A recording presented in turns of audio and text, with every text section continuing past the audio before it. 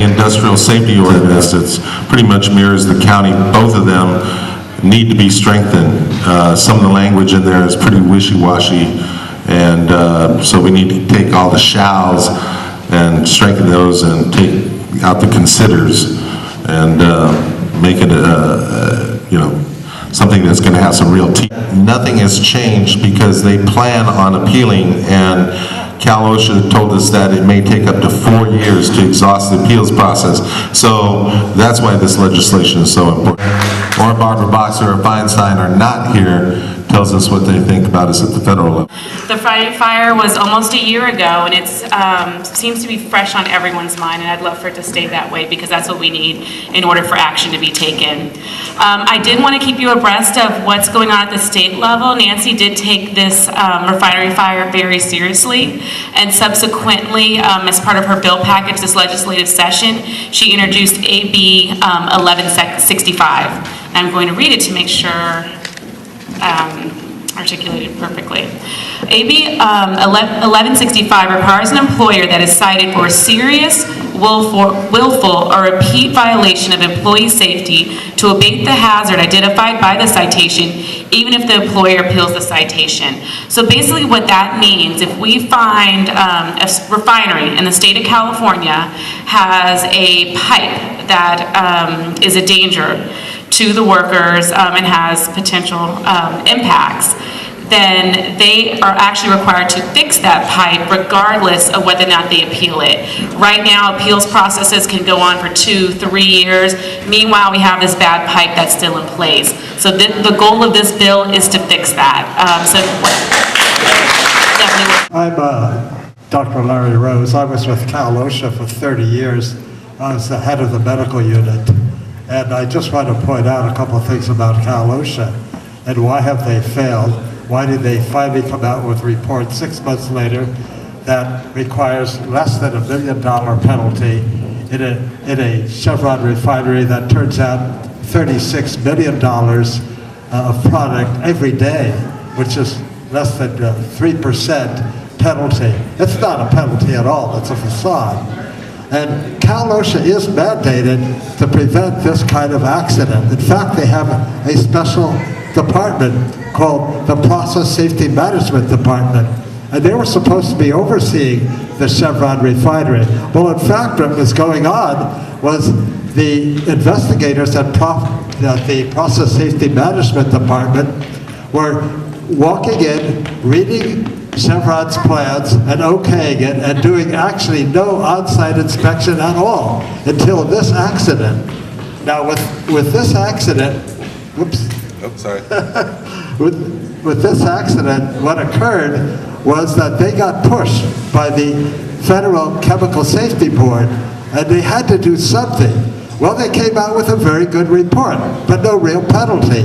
And what I want to point out tonight is that Cal-OSHA has a mandate.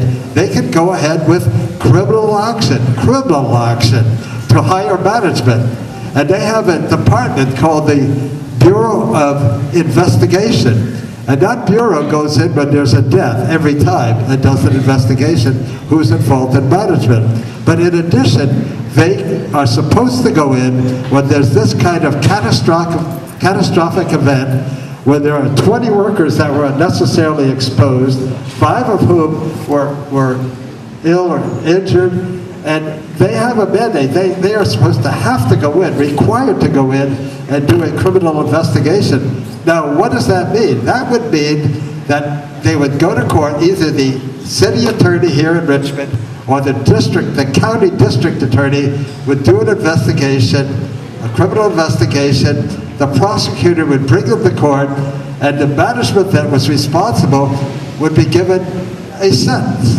And as far as I can see, the only sensible sentence would be that these managers would have to put in place, at risk of being thrown in jail, would have to put in place a functioning safety system. Now, what we required always in Cal-OSHA was what was called an illness and prevention program.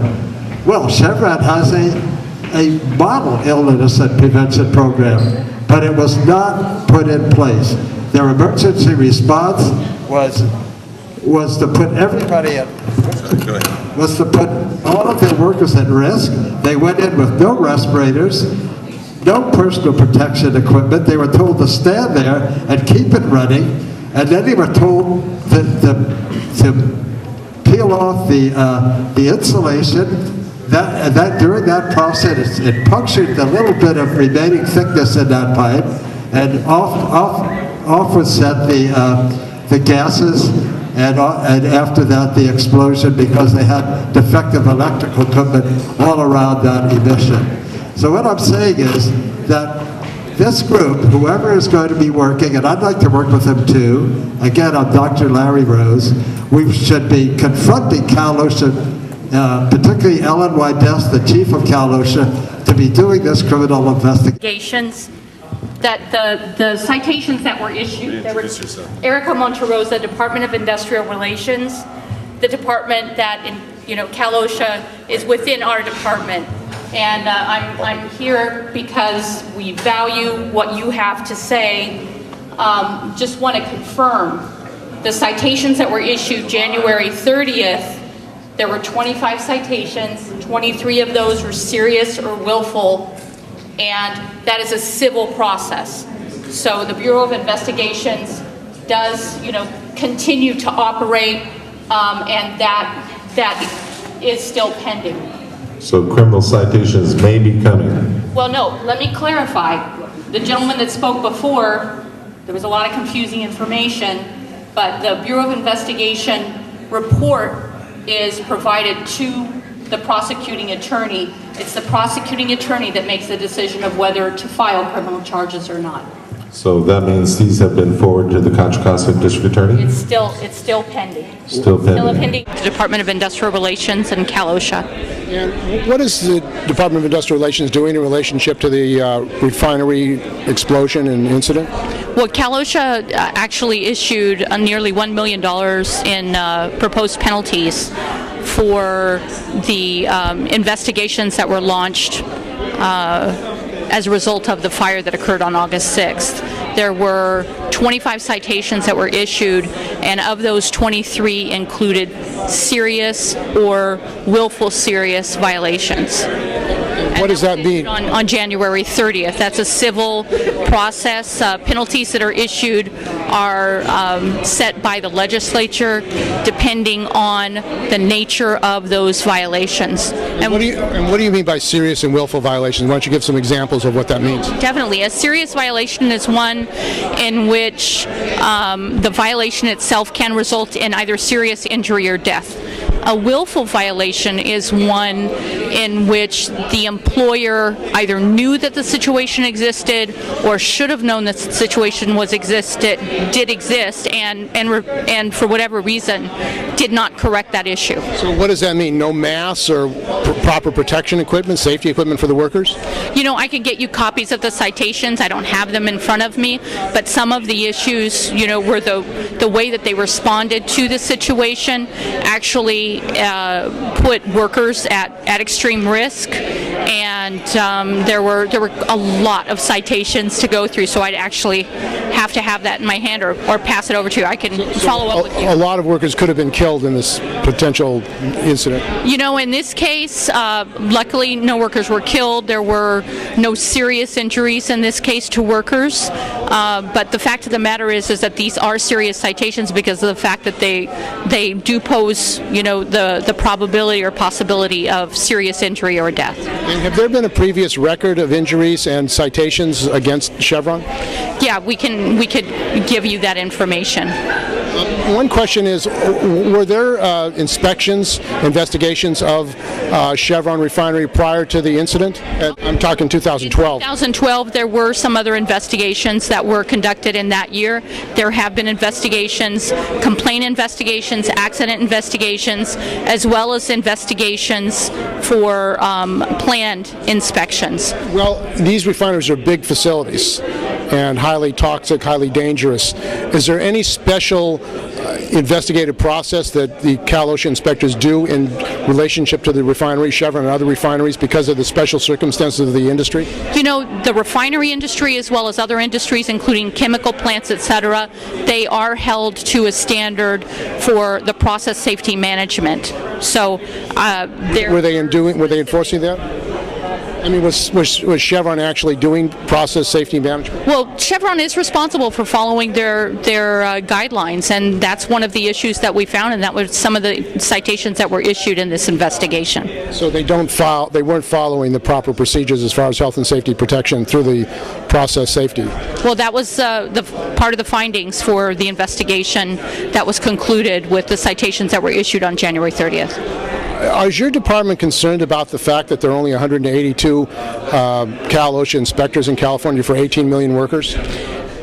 You know, the fact of the matter is we'd love to have more people in order to conduct investigations, and that's one of the reasons why it's so important that we get information from those who are at their workplaces. If there's situations that pose serious hazards and they're concerned, to bring that information forward so we can go ahead and investigate. Have you ever... I'm going to have to... Well, one more question. Have you ever prosecuted any refinery executive for taking retaliation action against a whistleblower, a Cal-OSHA whistleblower? You know, to be honest with you, that's a different division that handles retaliation. Isn't it the Department of Industrial Relations? It's within the Division of Labor Standards Enforcement, and that's not something I have at my fingertips, so I can't answer that question at this time. Do you know if there's a problem of retaliation against whistleblowers, health and safety whistleblowers? I don't know of any cases at this time. I'm not prepared to answer that question because I don't have that level of detail. A lot of the refinery workers have said they're afraid to report health and safety problems in the plants for fear of being retaliated against and fired, victimized.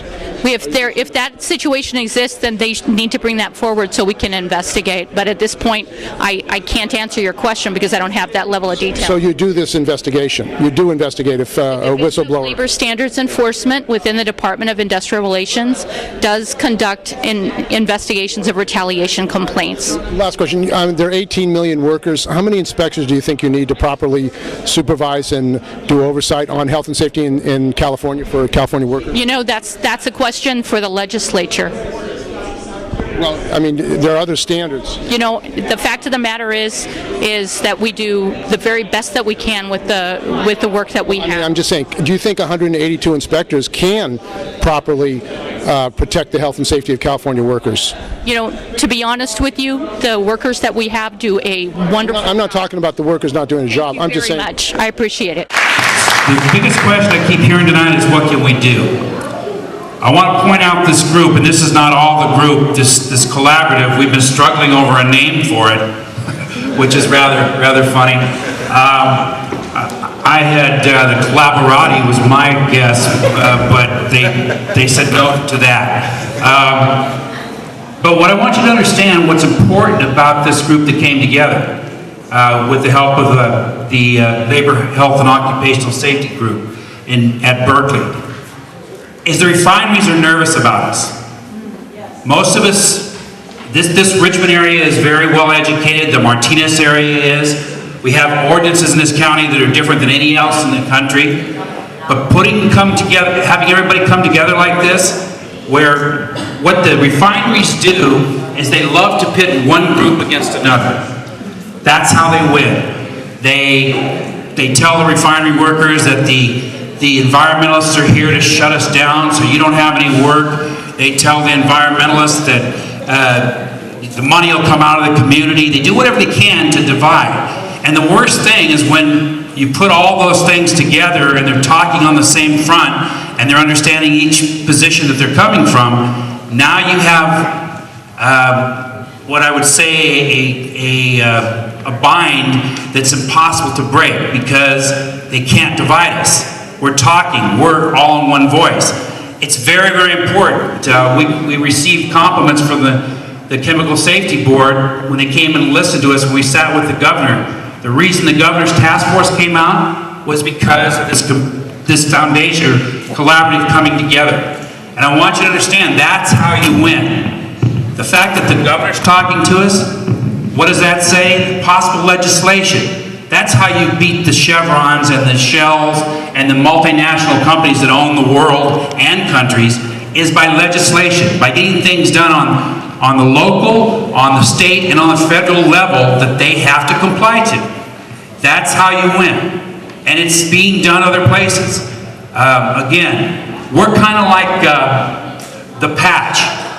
You guys out in the community, and all the communities, I don't live in Richmond, but my mother used to. But I love the whole Bay Area. Every city and town in this area is magnificent. I go across the country and I love our San Francisco Bay Area.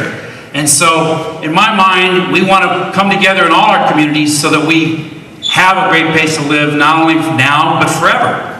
And I'm not saying anything that any of the rest of you haven't said, but the way we do it is coming together like here, where we're not pointing out people and not saying, oh, well, so-and-so's this or so-and-so's that. You're a human being, and as far as I know, the best race there is a human race. And it's not racing against Chevron to try to keep up with them or anything like that. It's about us as human beings and dealing with what's going on. Again, you guys are the fix. The community is, and the people in it are the fix. We're the patch. We're the ability to come together and try to make things happen. Just like the Chemical Safety Board tries to do it all over the country with what they do. You know, the agency, someone talked about Cal-Osha earlier. How many inspectors they have? Do you remember? I forget the number. 180. How much do they staff? How much do they got money for? And Right. the governor's been cutting them. He put them on furloughs. Now, part of the problem is, Yeah. you know, everyone's strapped, everything's tough. I mean, that's what the refineries and everything count on. So if the agencies can't do it all, we have to be the watchdogs for the community and watchdogs against Chevron and the rest of them. And we're up to it. That's why we're doing this. And I think you all will be. My name's Mike Smith, Local 5 rep out of Martinez, California. We represent the workers at the Chevron facility as well as the Tesoro and Shell facility in Martinez. Our goal here is to come together with the communities, and we understand that a safe workplace would lead to a safe community. Coming together, we're a strong voice. We're going to sit down and talk about our similarities rather than differences that have been exploited in the past. We had plenty of members that were involved in the incident, and we had people who were helping respond, and we also had people who were there on site when the actual explosion Did happened. members try to shut down the production, and I mean, that's what was reported, that they didn't have the right to shut it down. Do you think you should have the right to shut it down? We always think that we should have a right to shut it down, but we also got to remember that there were plenty of other opportunities to shut down that plant prior to, and there was plenty of other opportunities for stop work authority before the leak even happened. I, like many of you people in here, love the city of Richmond. And it actually pains me every day to see that people have to deal with what they have to deal with. I mean, it's everybody's safety. Everybody feels like their safety is always under attack on a daily basis. And now we have a corporation next door that not only threatens the safety of our health. And I don't want to see us just sit here, have a nice little meeting, and think we did something. Like everybody else before I just came up here now, what are we going to do to hold Chevron accountable and get some changes? Because if we really love the city of Richmond, we really want to stay in the city of Richmond and set an example, what type of things can we do to get some real positive changes as far as our refinery goes, because it is clear that they do not care. There was a Chevron town hall meeting. I actually asked, how old is that refinery? Someone told me 100 and some odd years old, and we fixed that refinery to bring it to this age so it can operate more safely and efficiently. What can we do? Where can we start to actually hold these people accountable, to have them install the air quality management, to have to put some filters so a lot of the stuff that comes out from that place isn't as bad as it is now. We love the city of Richmond. We call it the city of pride and purpose, and I'm actually proud to live in this city and proud to be with people who care about the city as much as I do, and I would like to see us move forward to hold Chevron more accountable and actually get some real positive changes. Across the street from Chevron. No one ever told me that was a dangerous place to be. I worked in the city of Richmond for 18 years. Still, no one ever communicated the potential hazards that could come to me in my health because of being in this city. I'm experiencing that now as I get older because your immune system is not as capable of trying to deal with these situations. Right now, my baby daughter has Hodgkin's lymphoma. She was just released from the hospital last week. She was in the hospital for 3 weeks. Second time it's occurred to her. Benzene causes that. Multiple safety data sheet tells you that, okay? But who tells us that? Who knows what's in our bodies? Our doctors are not even telling us. I've asked for toxin tests. They said it's not there's no need for that. Why not? The fact that I live in Richmond is enough reason. Now, we have a monitoring system that's so deficient that they don't know what's in the air. Our doctors don't know what's in the air or what's in our bodies. So what are we going to do? Just lay down and die. And that's what most people do. And that's really sad.